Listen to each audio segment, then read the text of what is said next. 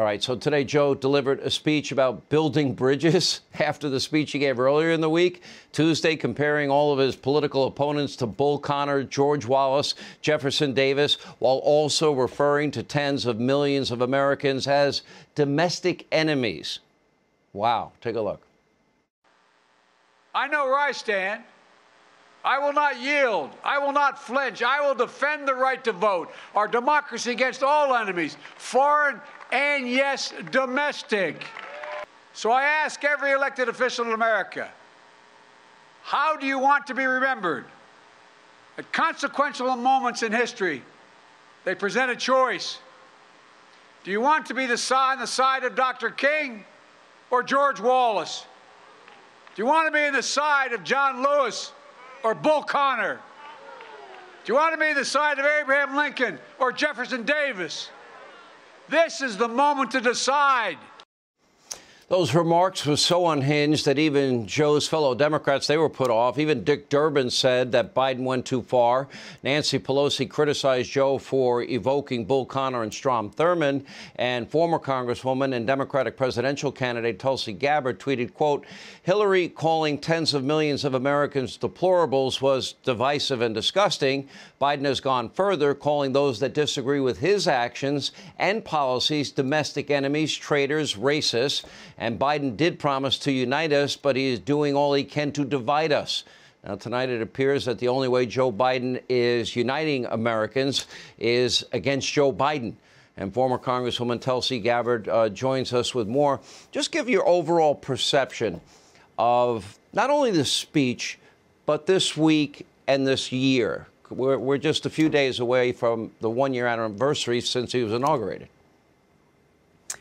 Yeah, Sean, you know, I think there were so many people across the country, those who voted for Joe Biden, those who did not vote for Joe Biden, who had high hopes that he would carry out his promise, that he would be the president for all Americans, showing respect for those who agreed with him or disagreed with him.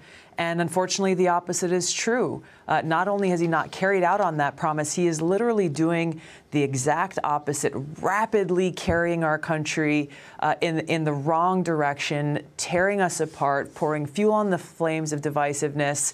And it just, I mean, it really makes me wonder how we can go through 3 more years of this and still come out the other end with the possibility of being able to come together again as Americans, as the United States of America. Look, when you look at, for example, we ran out of tests, we ran out of monoclonal antibodies, we ran out of antivirals, inflation a 40-year high, energy $85 a barrel. He's begging OPEC and Russia to produce more. He inherited energy independence. His vaccine mandate fell apart. The average American now, the inflation for every American family is about $5,000 per family. It is impacting everybody. Almost $1.50 more a gallon for gas, $1,000 more to heat your home this year. Everything we buy in every store is costing more, although bare shelves Biden is trending because it's everywhere. Do you see as a Democrat or any of these policies working? Am I missing something that's successful? Well, what I see is people are struggling, and you can understand how people are frustrated and even angry at the fact that our government is failing us. And one of the most disturbing things that I see coming out of this administration is how President Joe Biden has his attorney general targeting Americans as domestic terrorists for being, quote unquote, anti-authority. And what is so extremely dangerous about this, Sean, is that the President of the United States is the authority here in America.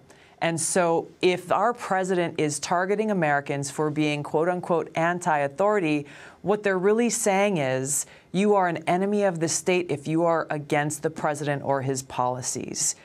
This is the foundation of authoritarianism.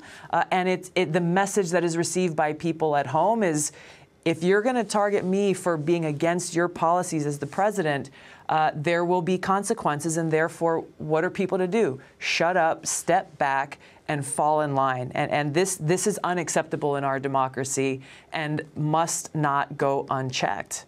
The one thing, he's never allowed Republicans even in the room. Republicans were never included in Build Back Better. Republicans were never included in voter integrity measures.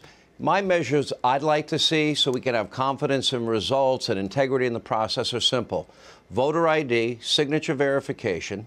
I think chain of custody controls so we make sure nobody can tamper with mail-in ballots. I think we need updated voter rolls, and I think we need partisan observers. All sides get to watch the vote count up close, start to finish. And I think we'll have more confidence in results. I don't think illegal immigrants should be allowed to vote either. Is there anything wrong with any of those measures in your view that I mentioned, or would you include some or take some away? I think the point there, Sean, is that the fact that there were not leaders, members of both parties in the room crafting this legislation is exactly the problem. So there should be no surprise why there is partisan opposition to it. Whether or not everybody would agree on all of those things, or even, hey, I think there's opportunity to come to agreement on 80% of those things and still be able to move us forward as a country. But that's the problem. And there are many different examples, unfortunately, under this administration where they've chosen to take a very partisan approach. And then even though they're leaving out Republicans from the crafting table, the negotiating table, then they say, well, how dare you not support our bill that we wrote without any of your input, any discussion, any respect or consideration. And I mean, this is transparent. This is transparent. The American people see what's happening, I think, and again, are so dissatisfied by it. All right. We always love having you on. Thank you, Tulsi Gabbard. We appreciate it. Thank you. It's refreshing to hear at times somebody independent-minded. Hey, Sean Hannity here. Hey, click here to subscribe to Fox News YouTube page and catch our hottest interviews and most compelling analysis. You will not get it anywhere else.